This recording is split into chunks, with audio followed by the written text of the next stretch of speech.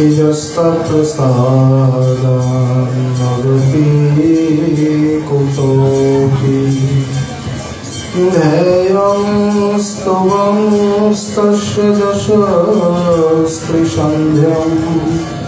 वन्दे गुरुश्री चरणारविन्दम्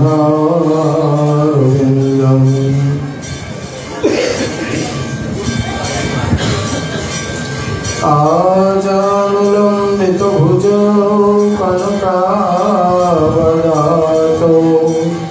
संकीर्तनैकपितरो कमलायताक्षौ विश्वाम्बरो द्विजवरो जुगधर्मपालो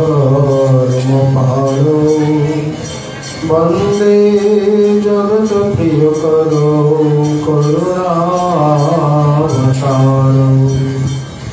वृन्दावने विहरतो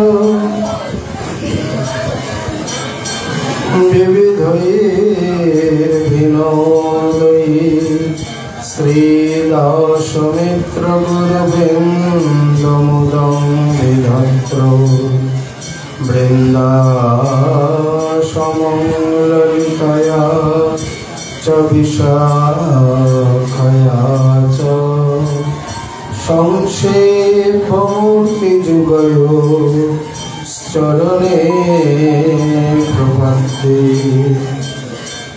श्रीमद्भागवतं नौमि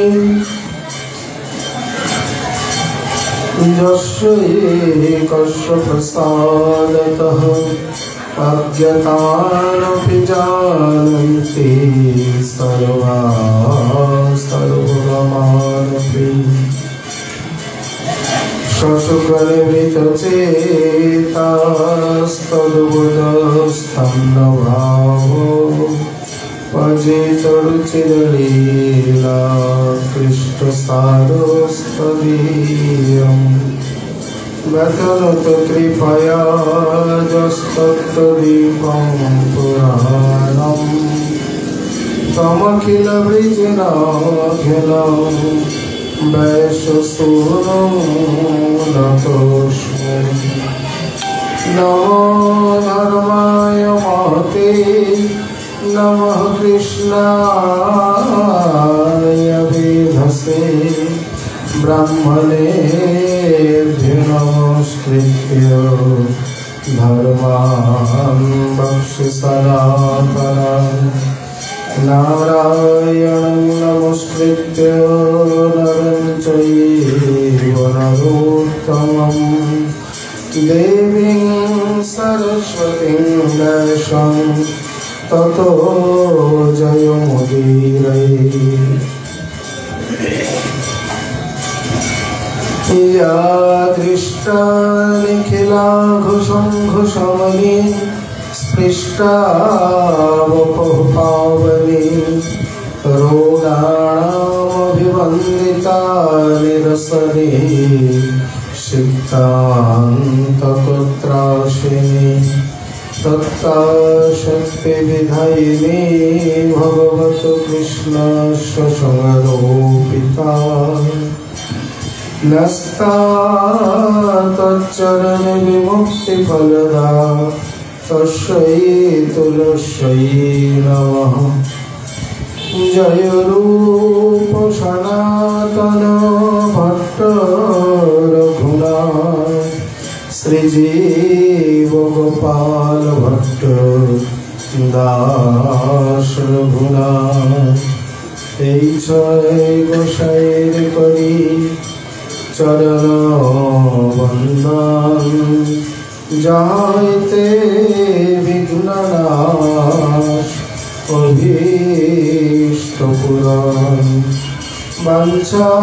কল্পতরুভ্যশ্চ কৃপা সিন্ধুভ্যৈব চ পতিতানাং পাবনেভ্यो वैष्णवेभ्यो नमो नमः। सर्वश्रोता वैष्णवे चरणे नमस्कार।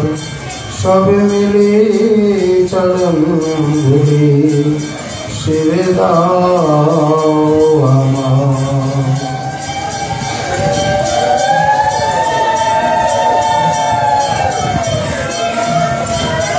জয় জয় শ্রী চৈতন্য জয় নিত্যানন্দ জয়াদ্বৈত চন্দ্র জয় গৌর ভক্তবৃন্দ। ভক্ত শ্রী সহিত গৌরাঙ্গ শুনিলে চৈতন্য কথা ভক্তি লাভ।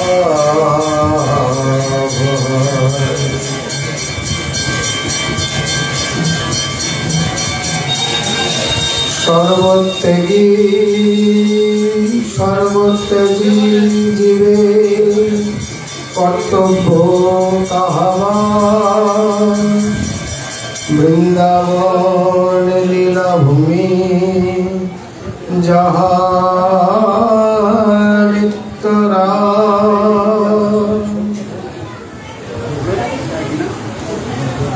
কলিযুগ পাবন অবতার শ্রী শ্রীকৃষ্ণ চৈতন্য মহাপ্রভুর অতি অন্তরঙ্গ প্রিয় পার্শ্বদবল গৌড়ীয় আচার্য কুল ভাস্কর পরম বিরক্ত শিরোমণি কবিকুল মুকুটমণি বিশ্ব বৈষ্ণব রাজসভা সভাজন ভাজন শ্রী শ্রী রাধা কুণ্ডাশ্রয়ী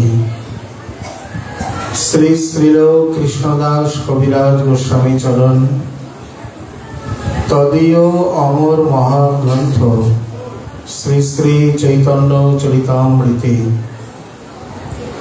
মধ্যলীলায় অষ্টম পরিচ্ছেদে শ্রী শ্রী রায় রামানন্দ সংবাদে প্রশ্নোত্তর বিভাগ বর্ণন করতে গিয়ে বলছেন, সর্বত্যাজী জীবের কর্তব্য কাহাবাস, বৃন্দাবন লীলাভূমি যাহা নিত্য রাস। এই পয়ারের অনেক অনেক পাঠান্তর দেখা যায়। কোথাও কোথাও আবার আছে ব্রজভূমি বৃন্দাবন যাহা লীলা রাস, এই প্রকারও দেখা যায়। যাই হোক, যেভাবেই বলুক, বক্তব্য বা অর্থ হচ্ছে এখানে সর্বত্যাগী জীবের, সর্বত্যাগী সর্বত্যাগীও প্রায় একই কথা। মানে সমস্ত কিছু ত্যাগ করে জীবের কোথায় বাস করা উচিত, তার উত্তর হলো যে ব্রজভূমি বৃন্দাবন, যেখানে নিত্য রাসলীলাদি হয়ে চলেছে।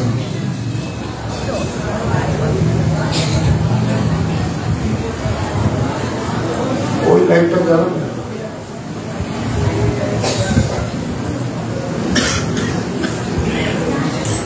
ওই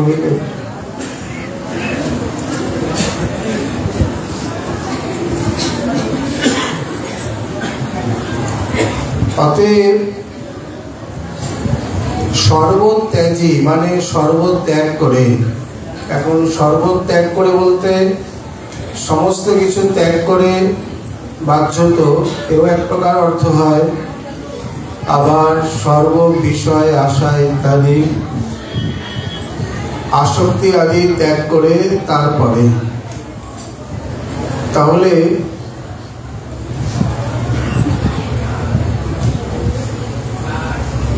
যেভাবেই হোক, সর্বত্যাগী জীবের কর্তব্য কাহাবাস, ব্রজভূমি বৃন্দাবন যাহা লীলা রাস, বা বৃন্দাবন লীলাভূমি যাহা নিত্য রাস।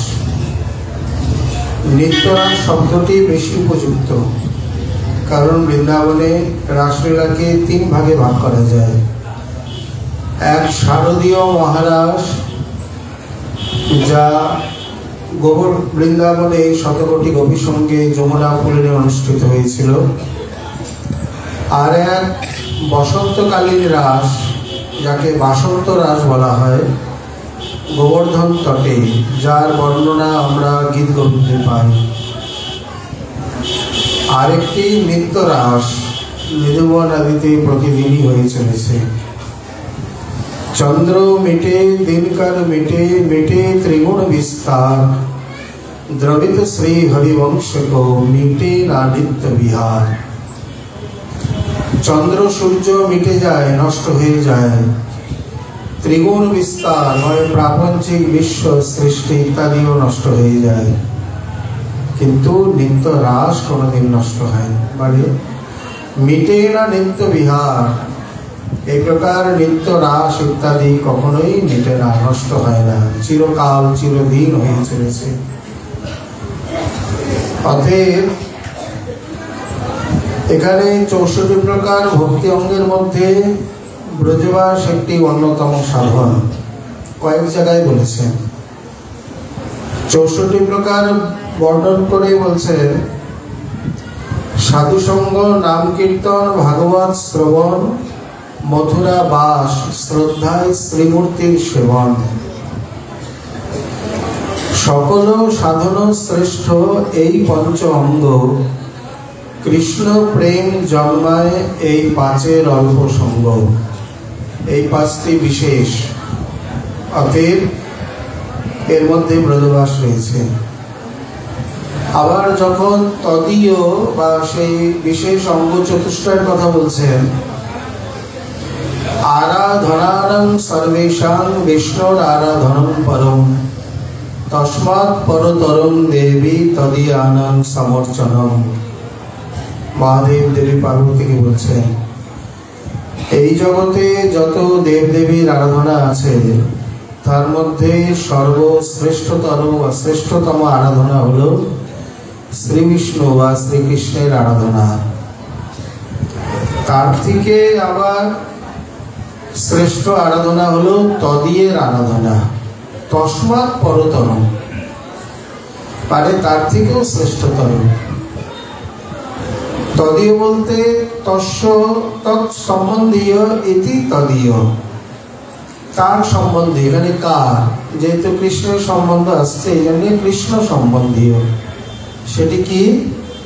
কবিরাজ গোস্বামী তাকে আবার স্পষ্ট করেছেন, তদীয় বৈষ্ণব তুলসী মথুরা ভাগবত, এই চারি সেবা হয় কৃষ্ণের অভিমত।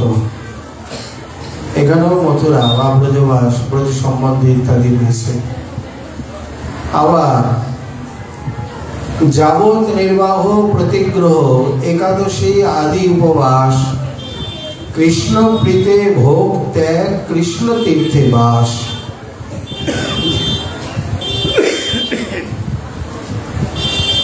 এইখানেও তাহলে কৃষ্ণ তীর্থে বাস, কৃষ্ণ তীর্থ বলতে যদ্যপি রূপ গোস্বামী নিজে ধরেছেন শ্রী দ্বারকাদি নাম ইত্যাদি, এখানে বলতে গেলে কৃষ্ণ তীর্থ বলতে তদ্ধাম মানে বৃন্দাবন আদি, দ্বারকা আদি, সেখানে নিবাস। এইবার এই শব্দটিকে যে যেভাবে উপাসনা করছেন তিনি সেইভাবে গ্রহণ করবেন। যেহেতু আমাদের ব্রজ বিষয়ক উপাসনা স্তদ্ধাম ও বৃন্দাবন রম্যম, অতএব আমরা বৃন্দাবনকেই গ্রহণ করব। যাদের স্তদ্ধাম ও দ্বারকা রম্যম, তার দ্বারকাকে গ্রহণ করবে। বলে আচার্যের কলম আছে, বলে বললেও ওটা নির্দিষ্ট নয়, মানে ওইটাই যে কৃষ্ণ তীর্থ বলতে কেবল দ্বারকায় তা নয়। এখানে কৃষ্ণ তীর্থে বাস, এটি কথার কথা বলেছেন, শব্দটি হলো কৃষ্ণ ধামে বাস।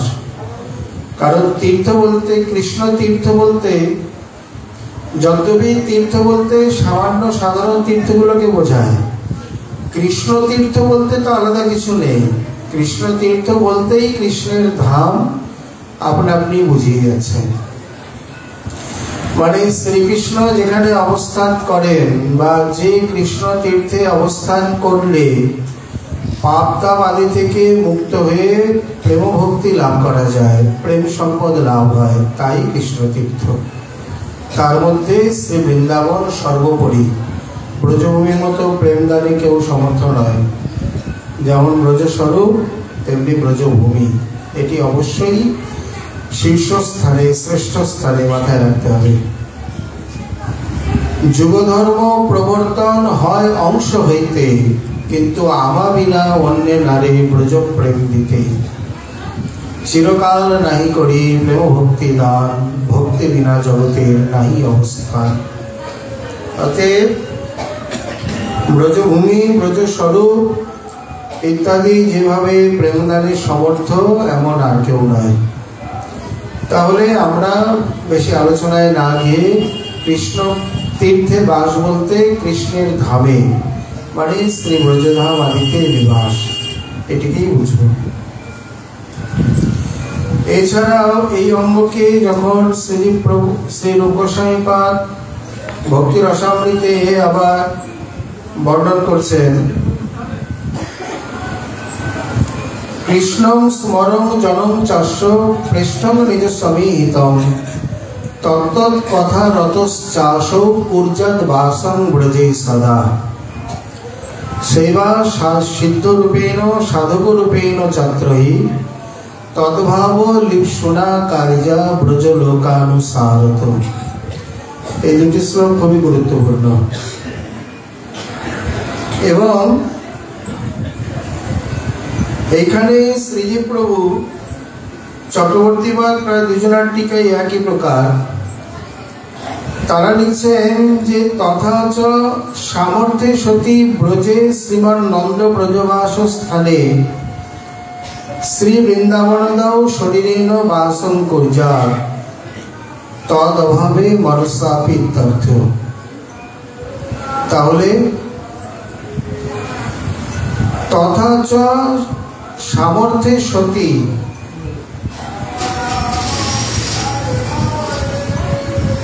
যদি সামর্থ্যে কুলায়, মানে কৃষ্ণ স্মরণ জনন চাস্য, শ্রী ইষ্টদেবকে স্মরণ করতে করতে তার কোনো প্রিয় জন বা তার আদর্শে পৃষ্ঠং নিজ সমীহিতম, নিজের যে পৃষ্ঠ অভিষ্ট রয়েছে তার সমীহিত, তার নিকটে বাস করবেন। কিভাবে?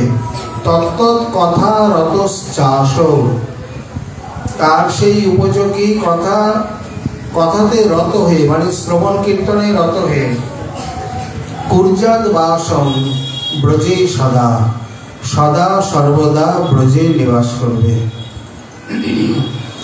এখানে অভিধাবৃত্তিতে বা প্রত্যক্ষ অর্থে সরাসরি সশরীরে ব্রজবাসের নির্দেশ। সেটাই বলছেন তথাচ সামর্থ্যে সতী, যদি সেই প্রকার সামর্থ্য আদি হয়, তাহলে শ্রীমান নন্দ ব্রজাবাসাদিনা, শ্রী শ্রী নন্দ ব্রজ, মানে আমরা সকালে পাঠিয়ে বলে আসলাম ব্রজের দুটি ভাগ, একটি ঐশ্বর্যময় মথুরা, মাধুর্যময় বৃন্দাবন। নন্দব্রজ বা ব্রজৌকশ, ব্রজ ঘোষ নিবাস স্থান, এই স্থানে ব্রজাবাস, মানে তারা যেখানে আবাস নিবাস করে গেছেন, সেই স্থানে সশরীরে বাসন করজা, সশরীরে বাস করবে। যদি না পারি, অনেক দূর কাজকর্ম রয়েছে, ঘর সংসার, ছেলেপুলে, কত দায়ী দায়িত্ব কর্তব্য, তাহলে তদ অভাবে সতী মনসাপিত্যর্থ, সশরীরে বাস করতে না পারলে মনে মনে বাস করবে। অবশ্যই করবে, করতে হবে, এটি বিধি। এবং এই শ্লোকের টিকাতে চক্রবর্তীরা খুব সুন্দর লিখেছেন যে যারা এই সকল এই রাগানুগা ভক্তি অঙ্গ যাজন করতে গিয়ে মালা, তিলক, একাদশী, শ্রবণ কীর্তনাদি ইত্যাদি পরিত্যাগ করেন, সেই মত কখনোই সঠিক নয়। এতেন সুরম্য মতমপি নিরস্তম, অন্যান্য সুরম্য মত ইত্যাদি, মানে এই প্রকার সহজ সামাজিক মত ইত্যাদি, এগুলো সব নিরস্ত হল। তার মানে পরিষ্কার সাধক দেহে এটি কোন শ্লোকে? সেবা সাধক রূপেণ সিদ্ধ রূপেণ ছাত্রহী। দুই ভাবে কবিরাজ গোস্বামী স্পষ্ট করে দিয়েছেন কি রূপে? নিজাভীষ্ট কৃষ্ণ পৃষ্ঠ পাছে তো লাগিয়া নিরন্তর সেবা করে অন্তর্মনা হইয়া। নিজ অভীষ্ট নিজাভীষ্ট কৃষ্ণ পৃষ্ঠ, নিজের যে অভীষ্ট তাকে সেবা করবে। নিজের অভীষ্টকে কৃষ্ণ পৃষ্ঠ। অনেকে এখানে গোলমাল করতে পারেন, অন্য কিছু বসাতে পারেন। আমার অভীষ্ট সবসময় কৃষ্ণ নাও হতে পারে। বলছেন না, এটি অন্য সম্বন্ধে বলা হচ্ছে না, ব্রজ বিষয়ক সম্বন্ধে। অতএব এখানে অভীষ্ট পৃষ্ঠ ইষ্ট কৃষ্ণই, অন্য কেউ নয়। যদি তাকে এই প্রকার মনে করতে না পারা যায় তাহলে সাধন বাদ দাও, অন্যত্র চলে যাবে। পরিষ্কার কথা, এখানে বিকল্প নেই। এখানে মথুরা স্বরূপও চলবে না, ব্রজের স্মরণে রাখতে হবে। মানে একেবারে পরিপূর্ণতম অবতার, পরিপূর্ণতম প্রকাশ। অতএব নিজাভীষ্ট কৃষ্ণ পৃষ্ঠ পাছে তো লাগিয়া। এই পাছে তো লাগিয়া মানে কি? এ তো চলতি ভাষা। ওই যে মূল শ্লোকে আছে ব্রজ লোকানুসারত, ব্রজ লোকানুসারে মানে অনুসরণ করে। এখানে নিজভাবে তৈরি করে নিলে হবে না। ব্রজবাসী কোন ভাব লইয়া কেউ ভজে, ভাবযোগ্য দেহ পাইয়া কৃষ্ণ পায় ব্রজে। এই রূপে অনুসরণ শব্দটি, কারণ আমাদের রাগাত্মিকা নয়, আমাদের রাগানুগা ভক্তি। অনুগ অনুসরণ অনুসৃতি শব্দটা সর্বত্র অনুসৃত হয়ে আছে, মানে তার সঙ্গে নিযুক্ত হয়ে আছে। রাগাত্মিকা ভক্তি মুখ্য ব্রজবাসী জনে, তাহার অনুগা ভক্তি রাগানুগা নামে। এই অনুগত অনুসরণ শব্দটির মধ্যে রয়েছে ব্রজ লোকানুসারত। এই জন্য বলছেন নিজাভীষ্ট কৃষ্ণ পৃষ্ঠ পাছে তো লাগিয়া নিরন্তর সেবা করে অন্তর্মনা হইয়া। মনে নিজ সিদ্ধ দেহ করিয়া ভাবন, রাত্রি দিন চিন্তে ব্রজে রাধা কৃষ্ণের চরণ। এখানে তাহলে মনে নিজ সিদ্ধ দেহ করিয়া ভাবন, এখানে মুখ্যত সিদ্ধ স্বরূপের কথাই বলা হয়েছে। আর ওই যে সাধক রূপেণ, এখানে খুব বেশি বলেননি, কিন্তু সাধক রূপেণ মানে বাহ্যে সাধক দেহে করে শ্রবণ কীর্তন। এটি পরের পয়েন্টে কি বলছে? এক কথায় সহজ সোজা সিদ্ধান্ত হলো এই, সাধক দেহের যাবতীয় যে সাধনাঙ্গ মানে নিত্য মানে দুস্তার্য যেগুলো, যেগুলো কোনো মতেই ত্যাগ করা যাবে না, বিশেষ করে 64 অঙ্গের মধ্যে প্রথম 20টি অঙ্গ অবশ্য গ্রাহ্য বলে রূপ গোস্বামী উল্লেখ করেছেন।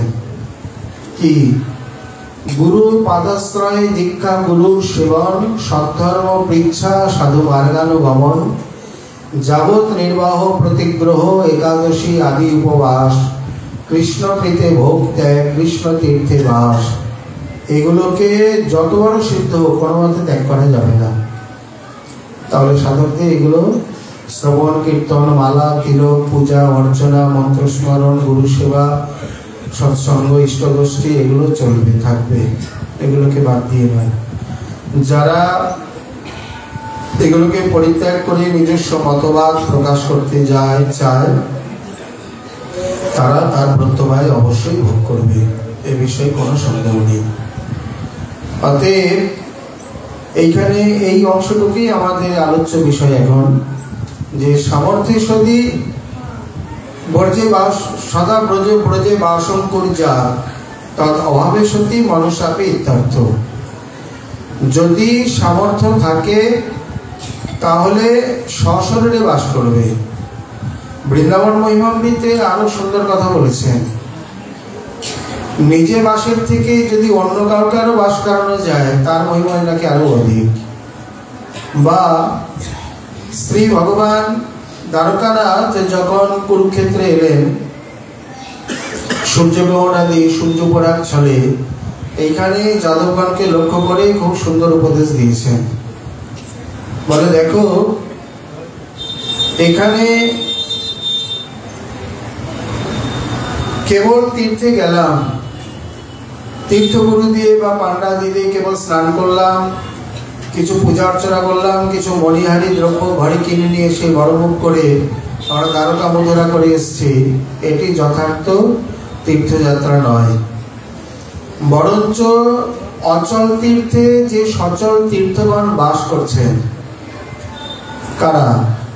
অচল তীর্থ মানে যে তীর্থ চলে না, এক জায়গায় স্থির হয়ে আছে। আর সচল তীর্থ সেই তীর্থ বা ধামকে অবলম্বন করে যে সাধু মহাত্মাগণ রয়েছে, যারা জঙ্গম তীর্থ, তাদের দর্শন, স্পর্শন, সম্ভাষণ, সেবা, কৃপা, কটাক্ষ, বৈভব যদি প্রাপ্ত হতে না পারা যায়, তাহলে তীর্থযাত্রা যতই সকলে বলুক তীর্থযাত্রা সফল, তীর্থযাত্রা বিফল। বিফল মানে সম্পূর্ণ হলো না, আংশিক হলো। কারণ এগুলো অনেক সময় অন্যভাবে অনেকভাবে করা যায়, কিন্তু এই সকল মহতের দর্শন, সঙ্গ, সান্নিধ্য অতি দুর্লভ। বারবার কি সেটা ভাবতে হবে? অতএব ওটা আগে প্রয়োজন। বরঞ্চ তীর্থে গিয়ে কোনো একটা অংশের যদি দর্শন নাও হয়, সেই দর্শনের সময় বা সেই প্রয়োজনে অন্য কোনো জঙ্গম তীর্থের মানে সঙ্গ সান্নিধ্য দর্শন হয়। আর সাধু মহাত্মা মানে মনে করুন কারোর ইষ্টগোষ্ঠী করতে গিয়ে 2 ঘন্টা বেশিই গেল, দেখা যাচ্ছে আজকে গেলে আর দর্শন হবে না, অথচ কাল সকালে ভোরবেলায় ঠিকই চলে আসতে হলো। তাতে মনে ক্ষোভ করার কিছু নেই, আক্ষেপের কিছু নেই। তার থেকে বড় বস্তু দর্শন হয়ে গেছে, লাভ হয়েছে, সঙ্গ সান্নিধ্য প্রাপ্ত হয়ে গেছে। অতএব শ্রী দ্বারকানাথের এই যে বাণী, সরস্বতীবাদ লিখছে, যারা নিজেরা ব্রজবাস ধামবাস করতে পারেন না, তারা যদি অন্য কাউকে ধামবাস করান, ধামবাসে সহায়তা করেন, অন্ন, বস্ত্র, অর্থ, গ্রন্থ, অন্য কোনো প্রয়োজনীয় দ্রব্য ইত্যাদি দিয়ে তাদের সহায়তা করেন, তাদের ব্রজবাসের অর্ধেক ফল যিনি সহায়তা করছেন উনি পাবেন। এদিক থেকে ধামের তরফ থেকে তো কৃপা পাবেনই, আবার ইষ্টদেবের পক্ষ থেকেও আরো কৃপার বর্ষণ, মানে সব দিক দিয়েই লাভ।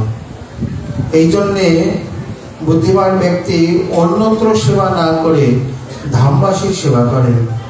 যেমন অনেকেই আছেন, টাকা পয়সা আছে, কলকাতা কালীঘাটে গিয়ে 1 বস্তা কাপড় বিলিয়ে দিল, শীতের দিনে এক বস্তা কম্বল দিয়ে দিল, কিন্তু ধামে দেয় না। বলে তাহলে শুধু ধামে দেব? অন্যত্র প্রয়োজন আছে, আছে সর্বত্রই, কিন্তু মহিমার দিক দিয়ে যদি বিচার করা যায়, তাহলে অন্যত্র দুস্থ, দরিদ্র, দুঃখীর সেবার থেকে ধামবাসীর সেবার মহিমা কোটি গুণ অধিক। গোবর্ধনের সিদ্ধ বাবাকে যখন রাজস্থানের রাজা যশবন্ত রাও তিনি বললেন, আপনি কিছু সেবা স্বীকার করুন। বলছেন, আমাদের সেবার কোনো প্রয়োজন নেই, আমরা ব্রজবাসীর ঘরে মাদুকুরি করি, ব্রজবাসীর সেবা করুন, তাহলে প্রকারান্তরে আমাদেরও সেবা হয়ে যাবে। নিলেন না, কোনো মতেই নিলেন না। তার স্ত্রী লক্ষ্মীবাই, ইনি অনেক চেষ্টা করলেন, সাধুগণ কোনো মতেই নেননি। বলছেন, না, এইভাবে আমরা সেবা নেব না, রাজ দর্শন, রাজ অন্ন গ্রহণ করবেনই না। তখনকার দিনে সম্প্রদায়ের অনুশাসন অন্য প্রকার, বৈরাগ্য চরমে যাকে বলে। অনেক অনুনয় বিনয় করার পর বলছেন, আপনি যদি নিজে হাতে, কি রাজরানী এবং শ্রেষ্ঠতমা রানী, তাকে বলছেন আপনি যদি নিজে হাতে গোবর কুড়িয়ে, নিজে হাতে ঘুটে দিয়ে, নিজে হাতে হাটে বসে বেচে সেই পয়সা দিয়ে সেবা করতে পারেন, তাহলেই সেবা গ্রহণ করা যাবে, এর আগে না। রানীমা আক্ষেপ করলেন, এরপর যদি আবার কখনো জন্ম হয়, অন্তত রাজকুলে যেন না হয়, যে কুলে জন্ম হলে আপনাদের সেবা থেকে বঞ্চিত হতে হয়। সেবা করেছিলেন? বলে হ্যাঁ। এইভাবে আক্ষেপ করে নিজে গোপনে বেশ পরিবর্তন আদি করে, যে কোনোদিন 1 গ্লাস জল নিয়ে পান করে না, যার বলার আগে পালকি প্রস্তুত, যার চরণ কোনোদিন হয়তো ভূমিতে বিন্যস্ত হয় না, এই প্রকার সে নিজে বৃন্দাবনে ঘুরে ঘুরে গোবর কুড়িয়ে, শুধু কুড়িয়ে নয়, তাকে ঘুটে দিয়েছেন, ঘুটে দিতে কোনোদিন জানেন? রাজকুমারী কোনোদিন দিয়েছেন?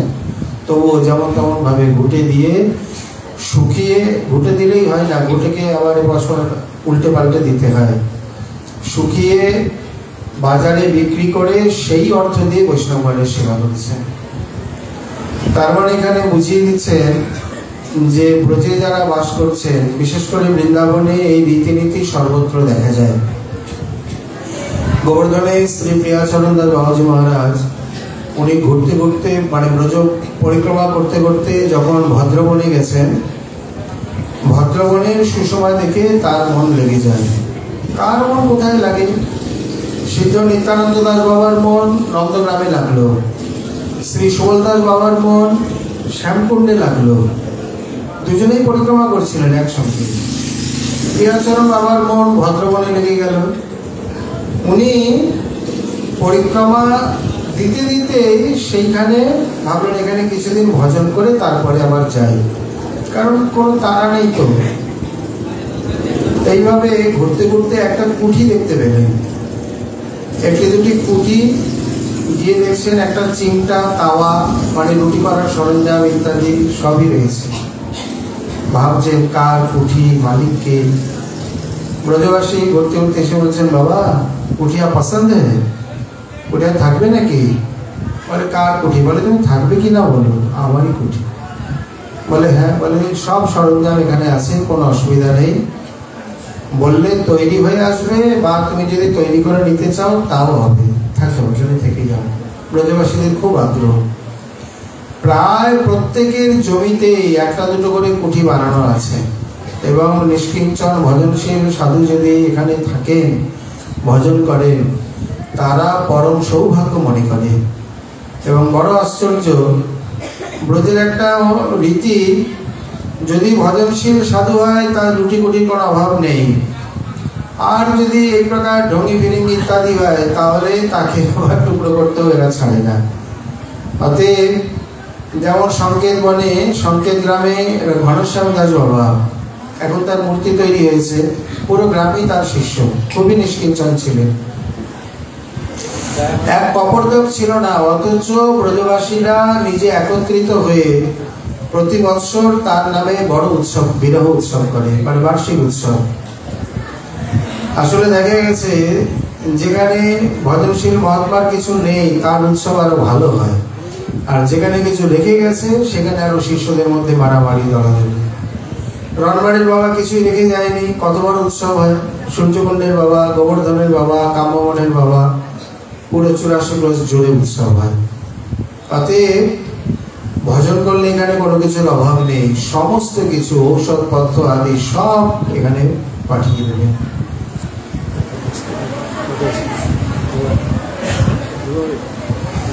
অতএব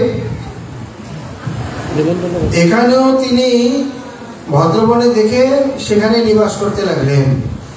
উনি ব্রজে একদিন গিয়ে, মানে গ্রামে গিয়ে মাদুগুড়ি করে আনতেন, যা পেতেন শাকসবজি ইত্যাদি, তারপরে এখানে 5-7 দিন হয়ে গেলে আবার একদিন মাদুগুড়ি যেতেন, মানে তৈরি জিনিস নিয়ে আসতেন না, গিরিধারে ভোগ লাগিয়ে পেতেন। এখানেই তার জীবনে আশ্চর্য ঘটনা ঘটে। কি প্রকার? এখানে এই যমুনায় তিনি কুমির দর্শন করেন, বড় কুমির যমুনার মধ্যে ভেসে ওঠে, নির্জন জায়গা, কিন্তু এত বড় সাহসী, নির্ভীক যে কুমির দেখার পরেও তিনি সেই ঘাটে স্নান করতেন, যমুনা স্নান বন্ধ করেন। আর একদিন ভিক্ষা থেকে ফিরে আসার সময়, বা কোথাও গিয়েছিলেন হয়তো দর্শনা দিতে, মানে সন্ধে হয় গোধূলি বেলায়, সেই সময় দেখছেন রাস্তার মধ্যে চিতা শুয়ে আছে, আবছা আলোকে জোড়া কাটা দাগ আদি দেখতে পেলেন, আর চোখ তো চলতেই থাকে। কি করবেন? হরিনাম করতে লাগলেন, আর সঙ্গে সঙ্গে মনে পড়লো ঝাড়খণ্ডে মহাপ্রভুর কথা, কৃষ্ণ কৃষ্ণ বলি ব্যাঘ্র নাচিতে লাগিল। উনিও সেই লীলা স্মরণ করে হরিনাম করতে করতে চিতার মতো শুয়ে রইল, আর উনি তার পাশ দিয়ে চলে এলেন। এখানে আরেকটি রহস্য আছে যেটা এখানে কেউ ব্যক্ত করেনি, ওটা আছে পতঞ্জলি যোগসূত্রে। সেখানে রয়েছে অহিংসা প্রতিষ্ঠায়াং বৈর ত্যাগ। মানে অহিংসা কাকে বলে? যেখানে প্রকৃতপক্ষে বৈরতা শত্রুতা মনের মধ্যে নেই, যিনি ত্যাগ করেছেন তিনি যথার্থ অহিংসাতে প্রতিষ্ঠিত হতে পেরেছেন। অহিংসা পরম ধর্ম বললেও এই রীতিনীতি তাদের মধ্যে আছে কিনা সন্দেহ। এই সম্বন্ধে অনেক কাহিনী রয়েছে, কথাটা আমরা পরিষ্কার করেই নিই, প্রিয়চন্দ্র আমার সম্বন্ধ পরিষ্কার হয়ে যাবে। এবং শ্রী তিলকনি প্রভু সম্বন্ধ একই কথা। আদিবদ্রীতে যখন ছিলেন, মানে কত রাত্রি হয়েছে নিরূপণ করতে পারছেন না, বাইরে বেরিয়ে নক্ষত্র দেখে নিরূপণ করবেন, তা বাইরে বেরিয়ে দেখছেন সামনে একেবারে বসে আছেন, চোখ জল জল করছে। শ্রী জয়নীতের আমার সম্বন্ধ তাই। উনি কিছুক্ষণ দেখার পর মনে করলেন, আচ্ছা আলোতে ইত্যাদি অনুমান করে চিতায় মনে করে কি আশ্চর্য, বহির্বাসটা খুলে বলছেন হুস হুস হুস, দেখেন বাক্যে তাড়াচ্ছে বহির্বাস দিয়ে। এই রূপে চলেও গেল। কয়েকবার বলার পর পাশে যখন ঝাঁপ দিতে মানে চলে যেতে, তখন সামান্য আলোকে দেখা গেল ডোরা কাটা দাগ। আর শ্রী জয়নীতাই বাবা যখন কাম্যমাণী চরণ পাহাড়িতে ছিলেন, নির্জন এলাকা, গরমের দিনে বাইরে পাথরের উপর বসে কৃষ্ণ করণামৃত আদি চিন্তা করছিলেন। এই সময় চিন্তা করতে করতে সুন্দর রাত্রের দিকে হাওয়ার মানে মধুর শীতল হাওয়ায় কখন ঘুমিয়ে পড়েছেন বুঝতে পারেননি। একটু পরেই যখন উনি তখন ওখানে শুয়ে ঘুমাতেন না, ওই গুহার মধ্যে একটু হেলান দিয়ে বসে পাটা লম্বা করে বিশ্রাম করে নিতেন, যার জন্য ওনারও দেখা যায় ওই পরবর্তীকালে সবসময় এরকম মাথা নিচু করে থাকতেন, কোনোদিন মাথা উঁচু হতো না, ঘাড়ে কিছুটা বক্রতা চলে এসেছিল। এই রূপে অভ্যাসবশত যখন ঘুম ভেঙে গেছেন, উঠে সামনে তাকিয়ে দেখছেন একেবারে চিতাবাবু চুপ করে বসে আছেন সামনেই, পরিষ্কার আলোকে দেখা যাচ্ছে, চোখ জল জল করছে। উনি কি করবেন?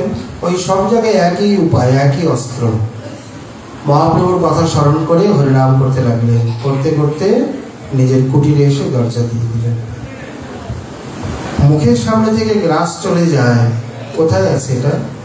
আর মানুষ হচ্ছে তার সব থেকে প্রিয় খাবার, ক্ষুধার সময়। এখানে পতঞ্জলি যোগসূত্র এত সুন্দরভাবে প্রযোজ্য। এর আগে আরেকটা সুন্দর ঘটনা রয়েছে। পরাধীন ভারতে স্বামী রামতীর্থ বলে একজন যোগীরাজ ছিলেন। সুন্দরবন থেকে বড় বাঘ ধরে এনেছে, যাকে রয়্যাল বেঙ্গল টাইগার বলে। এর স্বরূপ, এর শক্তি, চেহারা সব আলাদা, মানে পৃথিবীতে অন্যতম, এই জাতীয় আর কোথাও দেখা যায় না।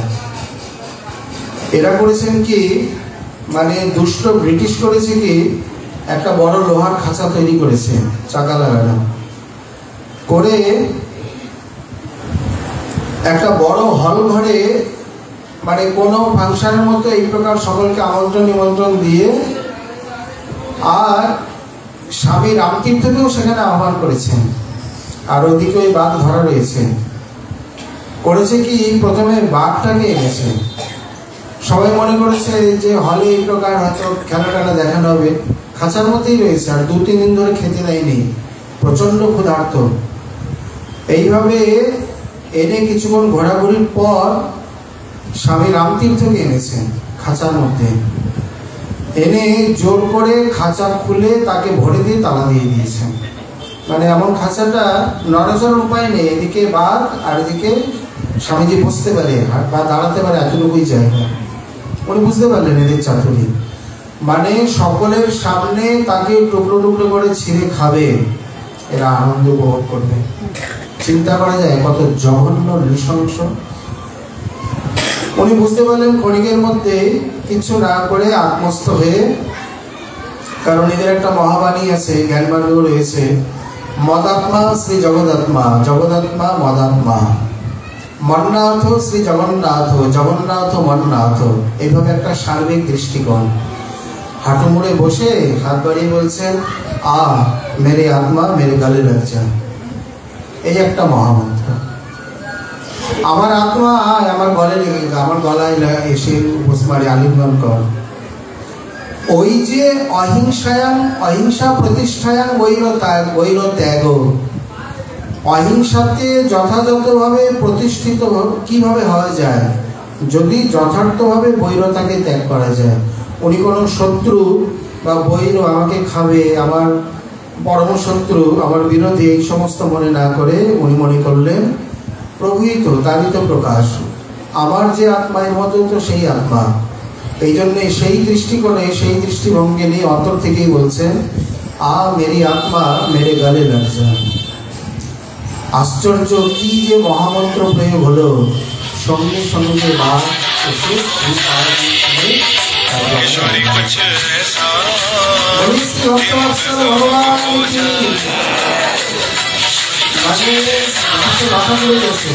কোন মন্ত্র জানে, কোন জানি জানে, এই প্রকার কয়েকদিনের ক্ষুধার্ত বাদ যেমন শ্রী স্বামী রামতীর্থের মধ্যে দেখতে পাই, তেমনি শ্রী তিনকড়ি প্রভু, শ্রী পিয়াচরণ দাস বাবা, শ্রী জয়নিতা দাস বাবা ইত্যাদি বহু বহু মহাত্মার মধ্যে ভগবত ভজনের ফলে আপনা আপনি দেখতে পাই। চিতার মুখে, কুমিরের মুখে এই প্রকার থেকে সে গ্রাস তারা ছেড়ে চলে যায়, এটি সম্ভব নয়, কিন্তু ভগবত ভজনে সম্ভব হয়। এইভাবে তিনি ভদ্রবনে থেকে যান এবং সেই স্থানে ব্রজবাসীগণ তার যথেষ্ট সেবা করেছিলেন। তারপরে তিনি আবার গোবর্ধনে ফিরে আসেন। তাহলে যদি সম্ভব হয় সাক্ষাতে ব্রজবাস করবেন, অতি অবশ্যই করা উচিত। কৃষ্ণপ্রীতে ভক্তে কৃষ্ণ তীর্থে বাস। এখন এখানে যদি কেউ বলে আমি বৃন্দাবন বাস কেন করব, আমার করা উচিত কেন? একটাই উত্তর, কৃষ্ণের প্রীতির জন্যে, ইষ্টের প্রীতির জন্যে। ভোগাদি ত্যাগ করব কেন না, তার প্রীতির জন্যে। বলে তিনি তো নিজে স্বয়ং চরম ভোগী। বলে চরম ভোগী নয়, ওটা বাইরে থেকে দেখতে। তিনি আত্মারাম আত্মকাম, তিনি নিজে নিজের আত্মার সঙ্গে রমণ করছেন, যেটা বাইরে থেকে দেখতে ভোগ বলে মনে হচ্ছে, আসলে তা নয়। তার মতো ত্যাগী নিষ্কিঞ্চন আত্মারাম আত্মকাম জগতে নেই, ভূব্রহ্মাণ্ডে নেই। যদি তিনি প্রকৃতই ভোগী হতেন, স্ত্রী আসক্ত, লম্পট বা এই প্রকার হতেন, তাহলে তার ভক্তগণ এই প্রকার নিষ্কিঞ্চন বা ইন্দ্রিয় সংযমী চরম পরম বৈরাগী হতেন না। কারণ যে প্রকার তার ভক্ত যখন তাকে ধ্যান করবে, তার প্রসাদাদি পাবে, তার চিন্তন করবে, তখন তার ধর্ম তার ভক্তের মধ্যে, ধ্যানকারীর মধ্যে তো সংক্রমিত হবে, প্রবিষ্ট হবে। এ তো স্বাভাবিক। যেমন নিতাই পদ কমল কোটিচন্দ্র সুশীতল, যে ছায় জগত জুড়ায়, এটা আমি বুঝবো কি করে? বলে নিতাই দাসকে দেখি। কেন না, নিতাই যদি কোটিচন্দ্র সুশীতল হয়, নিতাই দাস অন্তত এক চন্দ্র শীতল তো অবশ্যই হবে। কারণ ইষ্টের গুণ ভক্তেতে বর্তায়, যে যাকে ধ্যান করে, চিন্তা করে। যদি পোকাকে চিন্তা করে পোকার মতোই শরীর হয়ে যায়, কীটকে চিন্তা করে কীটের মতো শরীর প্রাপ্ত হয়, তাহলে ইষ্টকে চিন্তা করলে ইষ্টের সাবধর্ম বা এই প্রকার সহধর্ম কেন প্রাপ্ত হবে না? তাহলে বাণী মিথ্যা হয়ে যাবে। অতএব প্রকৃতই তিনি যদি ভোগী হতেন, তাহলে তার ভক্তগণ চরম পরম নিষ্কিঞ্চন অকিঞ্চন হতেন না। মহাপ্রভুর ভক্তগণের বৈরাগ্য প্রধান, যাহা দেখি প্রীত হন গৌর ভগবান। গোস্বামীগণের, সিদ্ধ বাবাগণের, পুরুষের কত চরম পরম বৈরাগ্য, চিন্তা করা যায় না। মানে গুটিকা বাবা যেমন দেখিয়েছেন, যদি জিহ্বার লালসা বিন্দুমাত্র থাকতো, তাকে গুটিকা শিক্ষাই দিতেন না। ক্ষমা করবেন, যান আপনি আগে জিহ্বার লালসা পূরণ করে আসুন। এইরূপে ব্রজেবাস সাক্ষাতে অবশ্য করণীয়। যারা নিজেরা করছেন না, অন্যদের করাচ্ছেন, বা শ্রী ভগবানের যে বাণী, এই সকলের দ্বারা পরিষ্কার স্পষ্ট হয়ে যায় যে ব্রজবাস অতি অতি অবশ্যই অবশ্যই কর্তব্য। যদি না পারা যায় মনস্তাপে ইত্যর্থ, তাহলে মানুষে সাক্ষাৎ ব্রজবাস তো সশরীরে বাস, কিন্তু সশরীরে বাস হলেও যদি মন ব্রজে না থাকে, তাহলে শারীরিক বাসও কতখানি সার্থক হবে, সফল হবে, এটিও সন্দেহ আছে। এখানে আরেকটা কথা আমরা আলোচনা করিনি। যে বৃন্দাবন মহিমাবৃতে সরস্বতীপাদ বিভিন্নভাবে প্রার্থনা করেছেন, দিগদর্শন করেছেন, এবং সেখানে কিছু কথা আছে এই প্রকার যে হে করুণাময়ী, হে ব্রজধাম, আমি এখানে চোর, গুন্ডা, বদমাশ, লুচ্চা, লম্পট ইত্যাদি হয়েও, কৃমিকীট হয়েও আমাকে তুমি ব্রজের বাইরে না, এখানে ব্রজ বাস করাও, আমি যেন ব্রজে বাস করতে পারি, ব্রজের বাইরে যেন না যেতে হয়। এখন এই শ্লোকগুলির এই তাৎপর্যগুলির দুই প্রকারের অর্থ হয়, একটি অন্বয় মুখে, একটি ব্যতিরেক মুখে। যেমন একটি সকারাত্মক রূপে, একটি নকারাত্মক রূপে। সকারাত্মক রূপে যে আমি যাই হই না কেন করুণাময়ী, তুমি কৃপা করে ব্রজের বাইরে আমাকে শাস্তি দিও না, প্রায়শ্চিত্ত, শাস্তি, দণ্ড ইত্যাদি যা কিছু ব্রজেই দাও, শরীরটা যেন ব্রজে থাকে। এখন এটিকে ব্যতিরেকে বা নকারাত্মক রূপে কেউ যদি বোঝে যে বৃন্দাবনে তো ভজন সাধন করার দরকার নেই, চুরি করে বাস করলেও হবে, সরস্বতীবাদ লিখেছে, এখানে লুচ্চামি করলো, লাপট্য করলো, তাও ঠিক আছে, অসুবিধা নেই। বা বৃন্দাবনের যে মহিমা ব্রহ্মসংহিতা আদিতে আছে, অন্যত্র সাষ্টাঙ্গ দণ্ডবাদ করলে যে ফল, বৃন্দাবনে শুয়ে থাকলে সেই ফল, অন্যত্র পরিক্রমা করলে যে ফল, বৃন্দাবনে গমনের সেই ফল, অন্যত্র কীর্তন করলে যে ফল, বৃন্দাবনে কথা বললে সেই ফল, অন্যত্র সমাধির যে ফল, বৃন্দাবনে ঘুমালে সেই ফল। এর থেকে সুন্দর বিধান হয় না। 8-10 ঘন্টা ঘুমালে আমি সমাধিতে আছি। এখন বিরক্ত করবে না, আমি রাত্রি 10টা থেকে রাত সকাল 8টা পর্যন্ত সমাধি থাকি।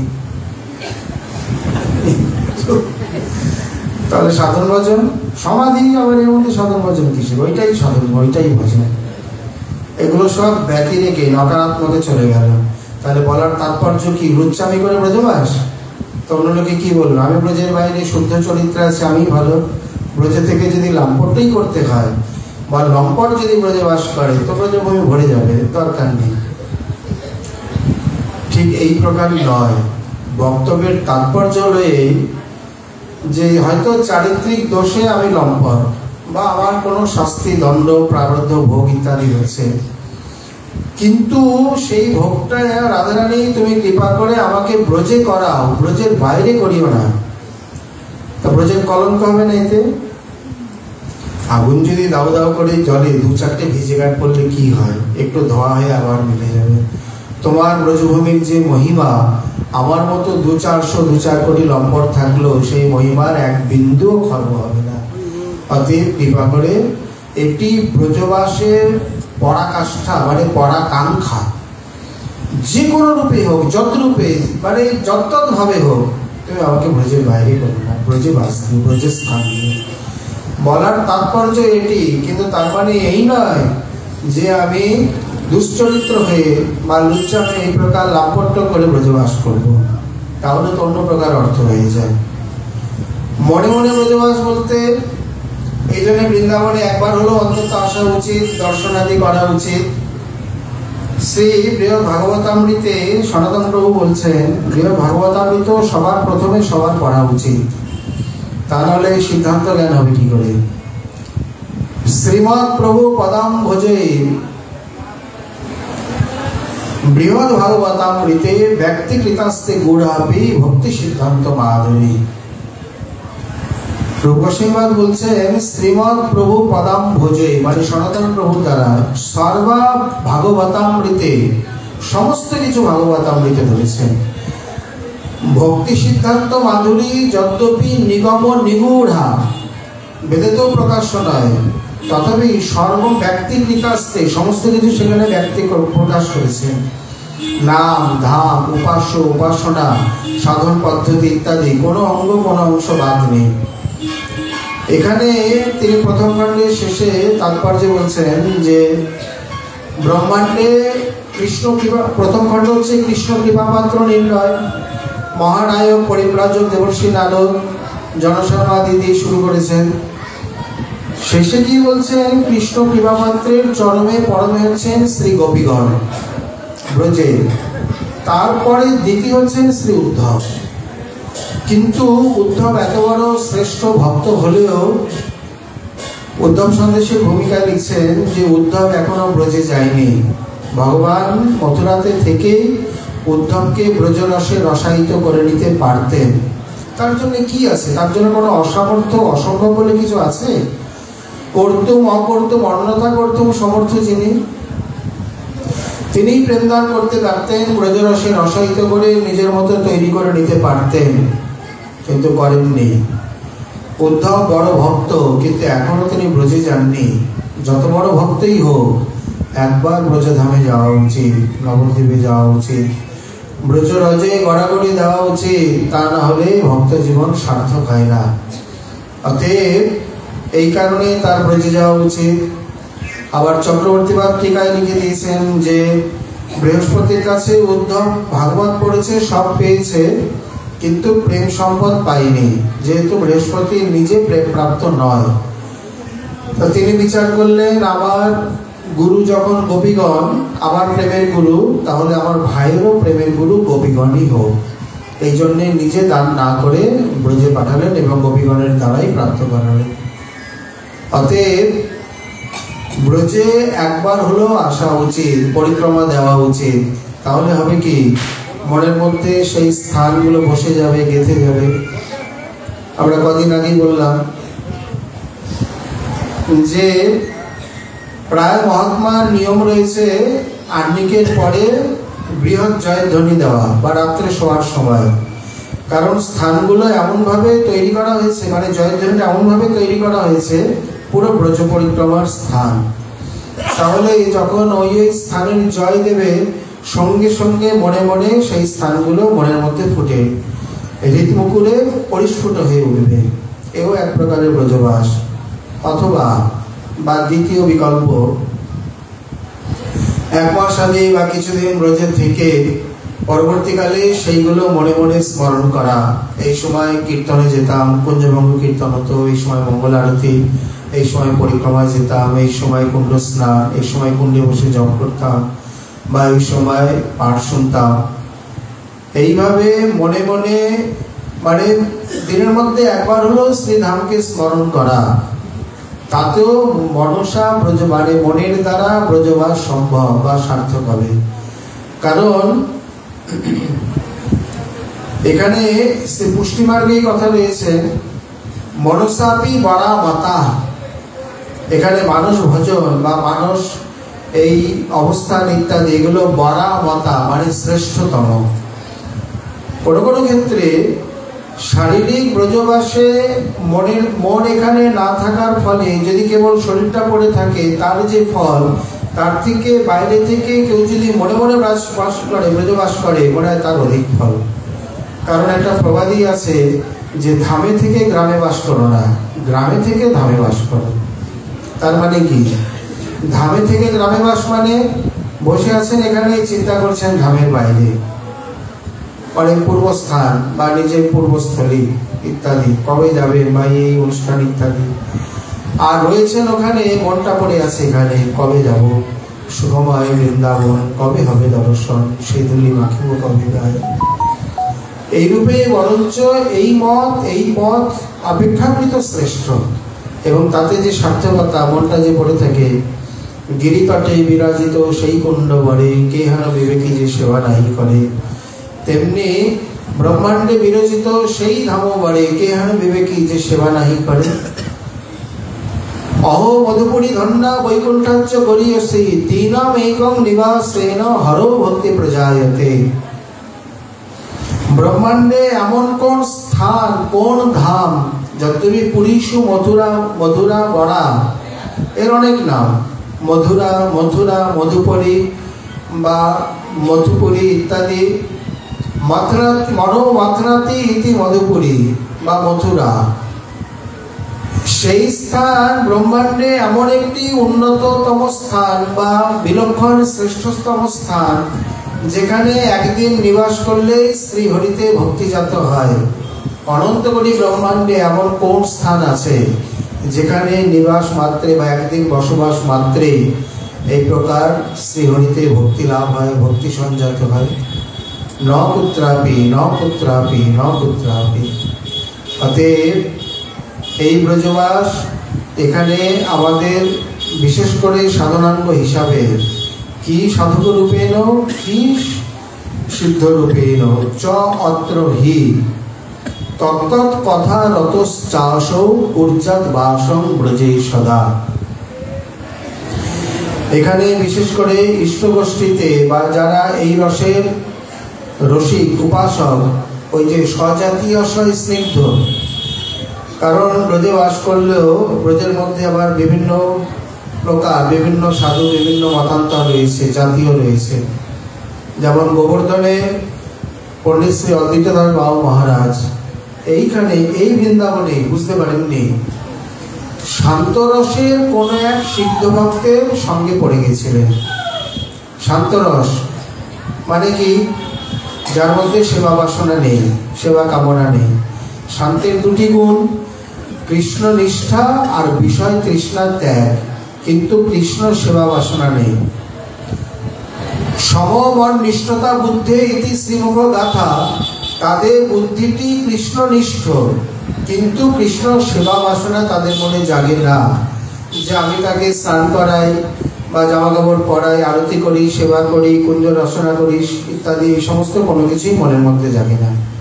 অনেকেই আছে দেখবেন চুপচাপ বসে থাকে, কোনো সেবা টেবা তাদের দ্বারা হয় না, সেবা করতে চায় না, বসে বসে একটু গোসাই গোসাই ভাব, সেবা নেবেন, কথা বলবেন, এই সমস্ত করবেন। কিন্তু একটা প্রদীপ মেজে দেবে বা এক গ্লাস জল এনে দিল, একটু ঠাকুরের সেবা এগিয়ে দেবেন না।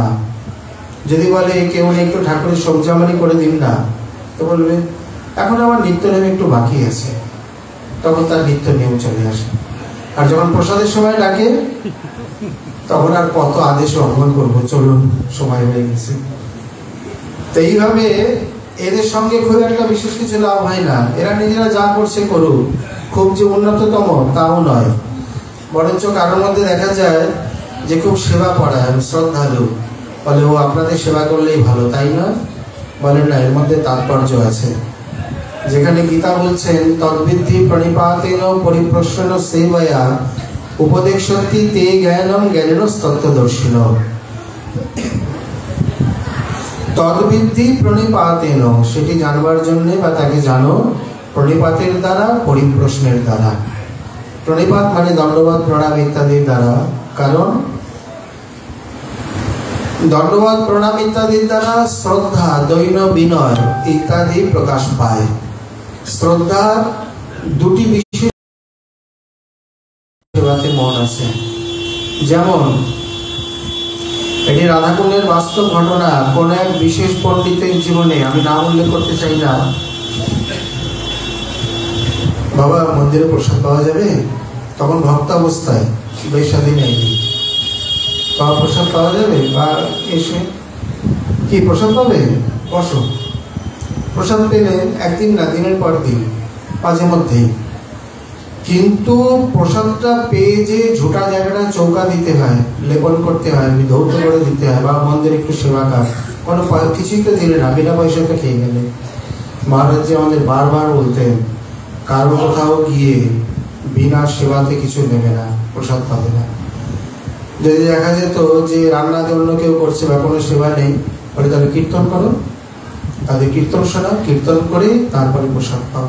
কাউকে এমনিতে প্রসাদ পেতে দিতেন না। কি ত্যাগী, কি গৃহী ভক্ত, খুব কড়া অনুশাসনে রাখতেন এই জায়গায়। যাচ্ছে কাটছে কোথা থেকে? তার ভজন সম্পদ থেকে। তুমি সমাজ থেকে নেবে, তুমি সমাজে কিছু দেবে না, এটা হয় না। আমাকে বাবাজি মহারাজ কুঞ্জ নিকুঞ্জের সম্বন্ধে বলতে বলেছিলেন, আমরা আগামী দিন এই আলোচনায় আসবো। আজকে আমরা ব্রজের মহিমা ইত্যাদি আলোচনা করিনি, এই সম্বন্ধে আগামী দিনও আলোচনা হবে। তো এখানে প্রসাদ পেয়ে দিব্যি উঠে চলে যেতেন, এরকম অনেকেই রয়েছে অকৃতজ্ঞ। আবার কেউ কেউ, বাবা একটু প্রসাদ পাওয়া যাবে? বসো, প্রসাদ আছে একটু দিয়ে দে। প্রসাদ পেলেন, আর লাগবে? আছে, দাও, লজ্জা করে লাভ নেই। আচ্ছা, পেট ভরে প্রসাদ পেয়ে তারপরে বাবা আমার যোগ্য কোনো সেবা কাজ ইত্যাদি, নিজেই জায়গাটা পরিষ্কার করে দিলেন। মহান্ত দেখছেন শ্রদ্ধালু, কি সেবা করবে? আমার উপযোগী যা কিছু, তাহলে ভোগের দুটো বাসন মেজে দাও, জায়গাটা পরিষ্কার করে ধুয়ে দাও। বাসন মেজে দিলেন, জায়গাটা ধুয়ে ঝাড়ু ঝাড়ু দিয়ে। বাবা আর কিছু? বাবা আরো সেবা করবে? তাহলে ভিতরে ঠাকুরের বাসনগুলো রয়েছে, এগুলো ধুয়ে দাও। বলে ঠিক আছে। এইভাবে তার সেবা ভাব দেখে, মন্দিরে তো সেবক দরকারই, তুমি কোথায় থাকো? বলে আমার কোনো ঠিক ঠিকানা নেই, থাকা খাওয়া বলে তারও ঠিক নেই, এখানে থাকবে? বলে আপনি যদি কৃপা করে রাখেন, মন্দিরে কিছু সেবা কাজ আদি করবে? বলে হ্যাঁ তাহলে থেকে যাও। এই ওকে ঘরের ওই কোনায় দুটো কম্বল দিয়ে দে, থেকেই গেল। রামানন্দী যত মঠ আছে প্রথম 3 দিন গেলে কিছু বলবে না, থাকা খাও, প্রসাদ পাও, দর্শন করো, ঘুরে বেরো। 3 দিনের পর থাকতে গেলে গুরু ভাই থোড়া হাত বাটানা, সঙ্গে সঙ্গে সেবা কাজ ধরিয়ে দেবে। কিছু সেবা করো, বাসন মাজো, সবজামানি করো, ঝাড়ু দাও, ইত্যাদি করো। যদি করতে না পারে, বাবা জয় জয় সীতারাম, আসন উঠাইয়ে और महात्मा लोग একদম পরিষ্কার বলে দেবে। বাস্তবিক অলসকে প্রশ্রয় দেওয়া উচিত নয়, এতে সমাজের ভার হয়ে ওঠে। ফলে সাধু সেবা করবো কি? চুপচাপ বসে হয় তীব্র ভজন করো, নয় সেবা কর্ম করো, কিছু না কিছু করো। শ্রদ্ধা থেকে ওটা বোঝা যায়, সেবা ধর্ম থেকে বোঝা যায় যে উনি শ্রদ্ধালু কিনা। এই কারণে বলছেন যে যদি শ্রদ্ধালু না হয়, সেবা ভাব না থাকে, তাহলে তার মধ্যে এই বস্তু দান করলেও তিনি গ্রহণ করতে পারবেন না। অতএব এখানে কুর্জাত বাসম ব্রজেই সদা, ছয় সশরীরে নয় মনসা, তা হলে কাউকে সহায়তা করা। যেমন আপনারা দেখেছেন কিনা, তমালতলায় আগে বৃন্দাবন বাবা ছিলেন, অনেক প্রাচীন মূর্তি, লীলা স্মরণ করতেন। ওনার উৎসবে শ্রী শ্যামসুন্দর পণ্ডিতজি মহারাজ পাঠ করে দিয়েছেন। আমাদের বড় গুরু ভাই তখন আসা যাওয়া করতো, তো অনেকেই আছেন কোথায় কোন মহাত্মা ভজন করছেন সেখানে যেতেন, তাদের সঙ্গ আদি করতেন। অনেকে বোঝে না, এমন এমন সেবার জন্য কিছু নিয়ে আসে যেগুলো দরকার নেই। যেমন অধিকাংশ লোক অন্ন বস্ত্রকেই সেবা বলে মনে করে, তার প্রয়োজন নেই। ঘরে হয়তো বস্তা ভরা কাপড়, তারপরে দুটো কাপড় নেই, না বাবা আমারটা পরতেই হবে। বাবাও সেই রকম, বাবা যে কি করবে সে তো বাবাই জানে। তো ওখানে গিয়ে বলছেন, বাবা আপনার কি সেবা করতে পারি? বলছেন আমার কোনো সেবার দরকার নেই। বলে সামান্য কিছু? বারবার বলাতে তখন বলছেন আমার ঘড়িটা ঠিক চলছে না, লীলা স্মরণ করে। বলছেন অনেক সময় ঘড়ির দরকার হয়, তুমি যদি পারো একটা ঘড়ির ব্যবস্থা করো। তো তখন রাধাকুণ্ডে এই সমস্ত ছিল না, গোবর্ধন থেকে ওই ঘড়ি তার হলো একটা ছোট্ট নতুন ঘড়ি কিনে এনে দিলেন। বৃন্দাবন বাবা যে সন্তুষ্ট হলেন, মানে চিন্তা করা যায় না। তার স্মরণে সহায়ক হলো, সময় আদির জন্য, পারণাদির জন্য ইত্যাদি। তা প্রকৃতপক্ষে এইভাবেও যদি কোনো ব্রজবাসীকে ব্রজবাস করাতে কেউ সহায়তা করে, তিনিও তার ব্রজবাসীর অর্ধেক ফল লাভ করবেন, এ বিষয়ে কোনো সন্দেহ নেই। এই সম্বন্ধে আরও যে সুন্দর দিক দর্শন করছেন শ্রীমান মহাপ্রভুর কৃপা হলে আবার আমরা আগামীকাল সেই বিষয়ে আস্বাদনে আশা রাখি। আজকে আমাদের শ্রী শ্রী রামানন্দ সংবাদ কথা এখানে বিস্তৃত করব। নিতাই গৌর হরি।